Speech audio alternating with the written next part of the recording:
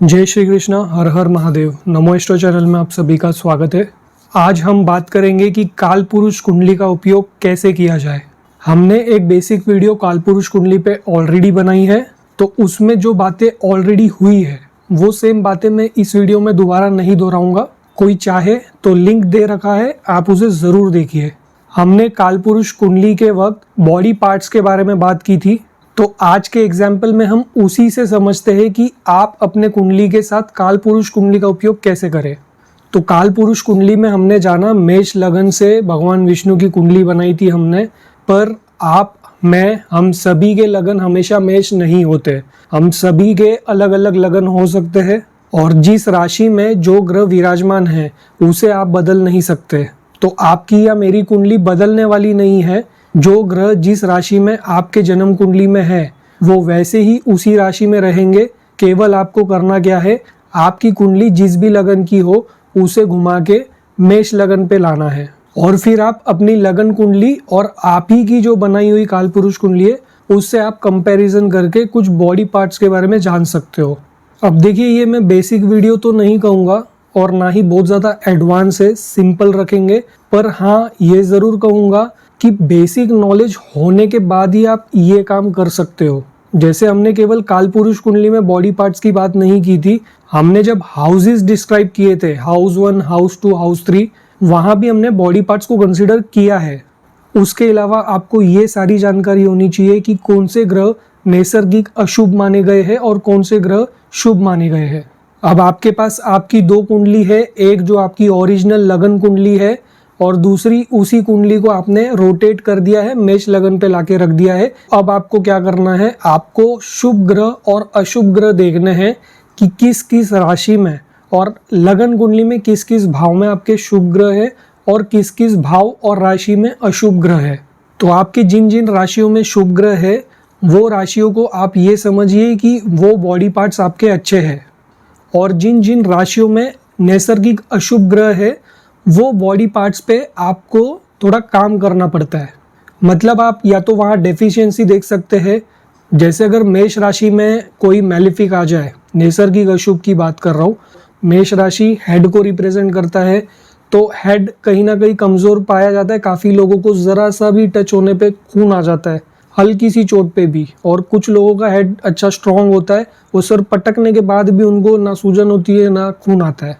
तो सेम तरीके से वृषभ राशि में कोई मैलिफिक हो तो आप फेस पे आइडेंटिफाई कर सकते हैं प्रॉब्लम, और मिथुन राशि में हो तो शोल्डर से लेके हाथ से लेके आप संबंध में आप देख सकते हैं प्रॉब्लम।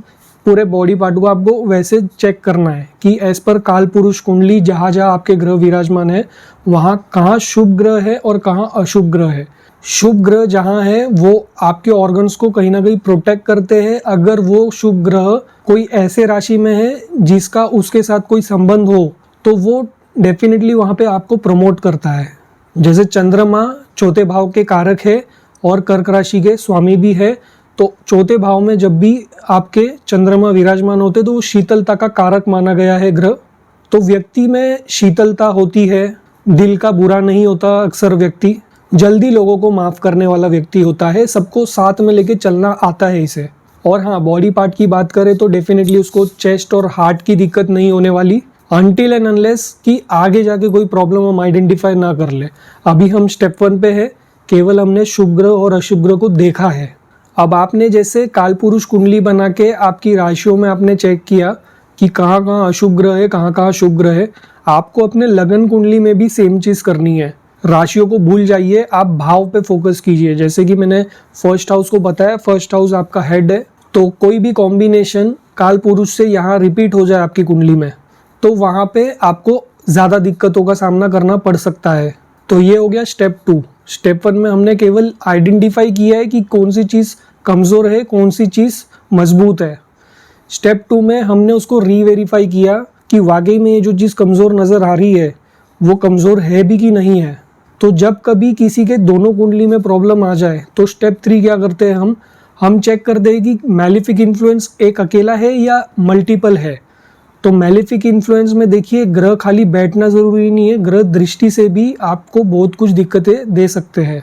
तो स्टेप 3 में आप क्या करेंगे कि जो दिक्कत हुई है वो कोई बहुत बड़ी दिक्कत तो नहीं होने वाली, तो अगर आपको ये चेक करना है कि ये कोई बहुत बड़ी दिक्कत तो नहीं है, तो आप क्या करेंगे, आप मेलिफिक इन्फ्लुएंस को कैलकुलेट करेंगे कि वो पर्टिकुलर एरिया में कितने मेलिफिक इन्फ्लुएंसेस है।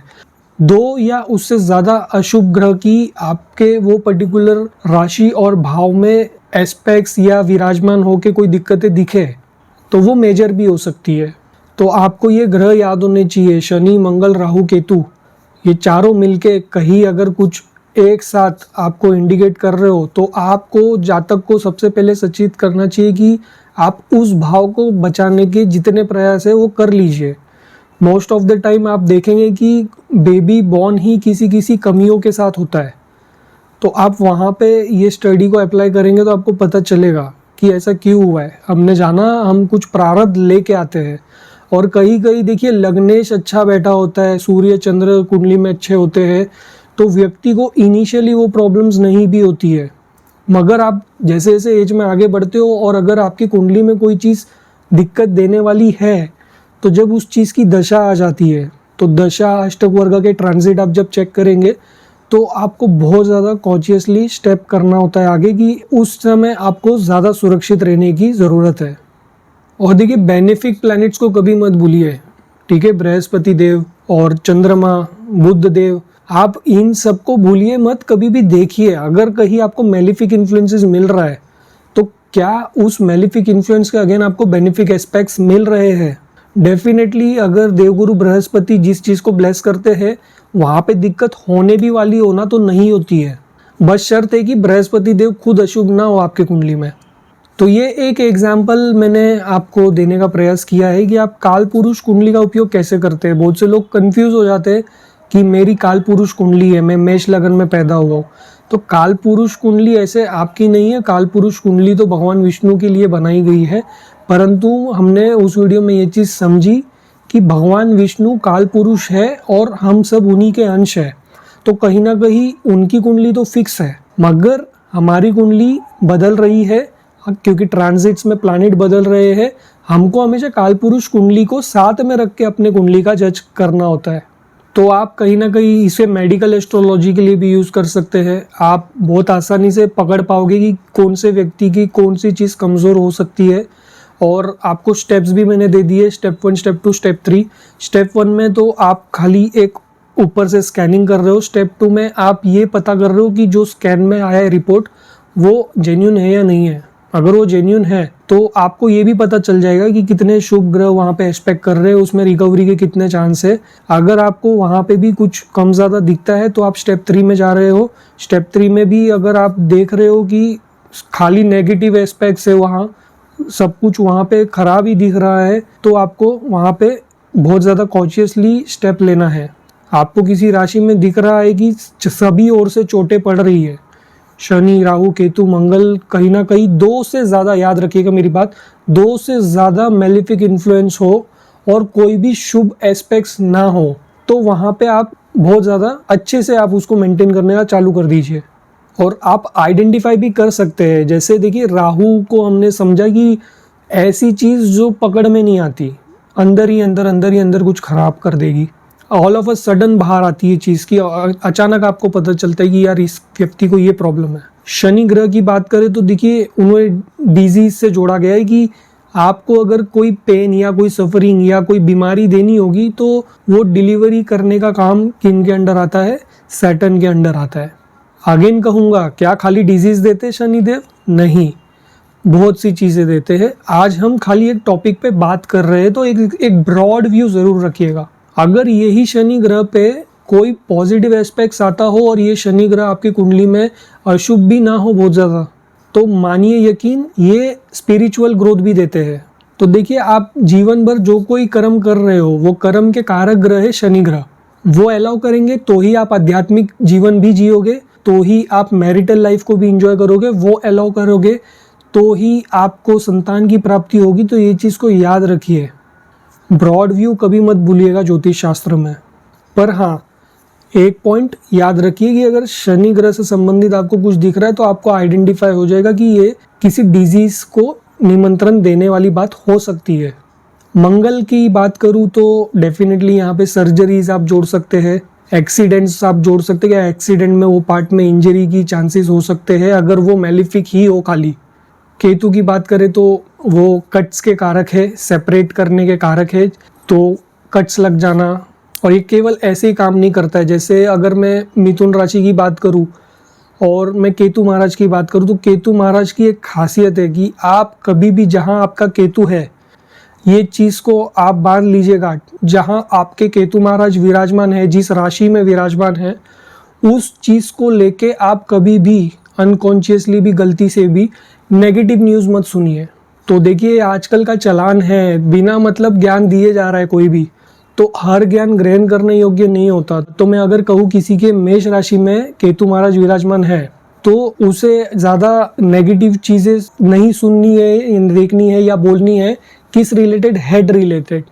ठीक है, किसी के मिथुन राशि में केतु है तो उसको हाथ के रिलेटेड, हाथों के नसों के रिलेटेड कोई भी बात नहीं सुननी है इतने पार्ट में। किसी के कर्क राशि में केतु है, उनको कभी सुनना ही नहीं है। चेस्ट पार्ट के कोई भी नेगेटिव न्यूज़ आपको नहीं सुननी है, कुछ भी हो जाए। क्योंकि देखिए केतु एक्चुअल में प्रॉब्लम नहीं होना तो भी अंदर से आपको ट्रबल कर सकते हैं। तो आप पूरे बॉडी पार्ट पे ये याद रखिए, केतु को सबसे छोटा रूट माना गया है, वो अंदर है, वो छुपा हुआ है। क्योंकि अगर आप नेगेटिव इन्फॉर्मेशंस अंदर धारण करोगे तो वो होगा तो स्टोर, आपको कुछ नहीं दिखेगा, मगर आपने जो अंदर ग्रहण कर रखा है वो आपको इरिटेट करता रहेगा। ठीक है, तो ये केवल मैंने एक एग्जाम्पल दिया है कि आपको कालपुरुष कुंडली को कैसे इस्तेमाल करना है। तो और भी बहुत सारे इसके इस्तेमाल होते हैं और ये भी बहुत ही ज़्यादा बेसिक रखने की कोशिश की है मैंने, इसमें भी आप बहुत गहराई पे उतर सकते हो। तो मैं उम्मीद करता हूँ आज का वीडियो आपके काम आए। अगर आपको ये वीडियो पसंद आया तो इसे लाइक और शेयर ज़रूर कीजिएगा। सब्सक्राइब कीजिए आपके अपने नमोस्टो चैनल को, ताकि आने वाले वीडियो आप तक सही समय से पहुँचते रहे। जय श्री कृष्णा, हर हर महादेव।